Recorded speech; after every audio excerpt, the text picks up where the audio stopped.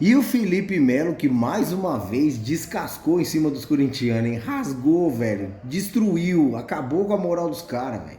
O Felipe Melo tá demais. Eu tô adorando essa briga entre corintianos e Felipe Melo nas redes sociais. Eu não sei se vocês chegaram a ver, mas ele fez um vídeo provocando mais uma vez, né? Porque é a segunda vez já que ele provoca os corintianos no Super Mundial. Eu vou deixar o vídeo deles, depois nós temos mais dois assuntos para tratar nesse vídeo aqui. É sobre o Fragoso, onde ele comenta sobre o calendário e essas desculpas dos europeus, e a outra é sobre o Barolo. Bem interessante o vídeo do Barolo também. Mas primeiro, curtam o que o Felipe Melo falou, que eu achei surreal. Chupa gambazada. Sei que tem muitos corintianos mandando mensagem, né? Falando, ele é maluco, como é que pode? E bababá, o Palmeiras não vai ganhar não. É torcer pro Palmeiras ganhar do Inter Miami ao Arley e torcer pro Corinthians ganhar, né? Que assim, de repente, eles se encontram nas oitavas de final do Mundial. Ah, não. Não estão no Mundial. Ah, tá. Aí, os porcos é louco. O Palmeiras está no Mundial. Resta vocês secar. Ai, ganhamos o Mundial. Mas não tá jogando o Mundial. Eu posso achar que o Palmeiras vai vencer de 5-0. Modo de falar, 3-0 é goleada, né? Eu posso. Vocês não.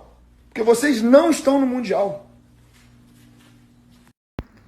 Bom, gostaria muito da participação de vocês nesse vídeo, no like e no comentário, porque eu vou reagir a um vídeo do Barolo, onde para mim ele foi muito inteligente na sua análise relacionado ao Super Mundial. Porque ele comenta sobre os times que não estão nem aí, né, na Europa. Inclusive ele fala sobre alguns dirigentes que disseram que precisaram convencer os jogadores a poder disputar esse Super Mundial, porque eram para eles estarem de férias. Imagine só se eles disputassem aqui no nosso calendário, como seriam esses jogadores da Europa. Se eles reclamam do calendário de lá, imagine o daqui, né? Fica bem complicado. E ele comenta algo bem interessante relacionado aos outros campeonatos também, os intercontinentais, por exemplo, que também os jogadores não estavam nem aí. Então, ele foi muito inteligente. E mais uma das coisas que ele fala, que eu achei muito interessante, eu vou deixar o vídeo para vocês assistirem, é sobre como ele gostaria que o São Paulo tivesse disputando esse Super Mundial. Porque ele está achando lindo, maravilhoso a disputa dos times e como o Brasil está se empenhando, né, nesse Super Mundial. É bacana, cara, quando a gente vê um torcedor de um outro clube com uma análise tão inteligente, tão interessante como essa. Eu fico feliz. Existe luz no fim do túnel. Lembrando que é um jornalista e não é um jornaleiro. Aí é a diferença maior dessa divisão que eu sempre falo aqui no YouTube. Eu tô com uma inveja dos times que estão no Mundial. Tô com uma inveja. Como eu queria que o São Paulo tivesse disputando esse Mundial, gente. Como eu queria. Eu acho legal demais. Eu tô curtindo pra caramba esse campeonato, mesmo sem o São Paulo tá jogando, os rivais jogando e jogando bem, né?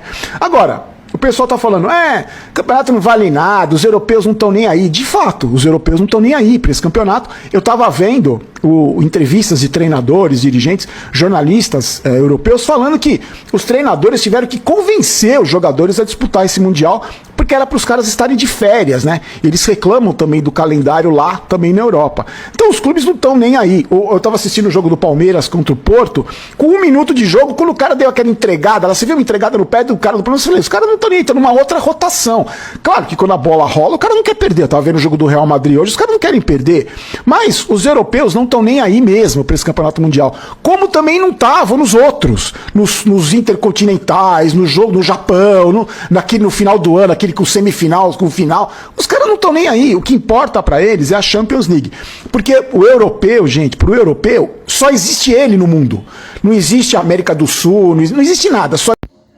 Um outro assunto interessante que eu gostaria de comentar com vocês, aliás, gostaria da opinião de vocês relacionado ao calendário, né? Que o Fragoso fala lá na TNT sobre o calendário brasileiro e ele faz uma comparações interessantes que tem muito a ver com o que o Barolo falou. Por isso que eu trouxe os dois vídeos para vocês analisarem aí e gostaria que vocês concluíssem e tirassem a conclusão de vocês, tá? E seria muito interessante ler o comentário de todos vocês, tá bom? Muito obrigado, continue com a gente e veja o vídeo do Fragoso agora. Nós estamos chegando a esse Mundial, e muita gente tem falado isso, os times brasileiros eles conseguiram equilibrar os jogos contra os times europeus, porque os times europeus estão esfacelados fisicamente, os brasileiros estão bem. Gente, veja só, o calendário do futebol brasileiro ele já é terrível naturalmente, e o deste ano é o pior da história. Obrigado, é o que mais Carlos. abusa da parte física.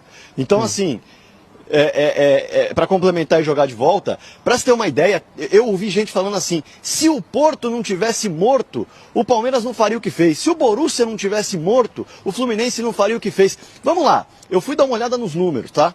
Para você ter uma ideia, o Fluminense, antes de estrear no Mundial, jogou 36 jogos desde janeiro. O Borussia jogou 27, tá? 9 jogos a menos. Perfeito. Isso só já bastaria para quebrar o argumento. Mas Perfeito. tem um outro ponto. Houve uma intertemporada no futebol alemão de quase 20 dias da virada do ano. Então, assim, não é que eles estão jogando a temporada europeia inteira sem parar com desgaste e tal. Não, não tem esse acúmulo. Teve 20 dias de pausa na intertemporada praticamente e ainda teve a pausa para o Mundial, porque, inclusive, a temporada acabou mais cedo.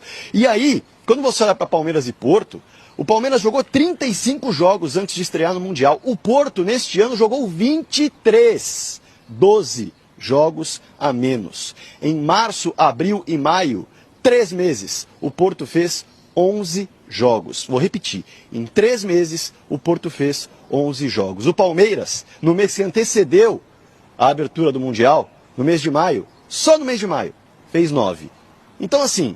Não dá pra gente colocar na conta da parte física esse equilíbrio. Não dá.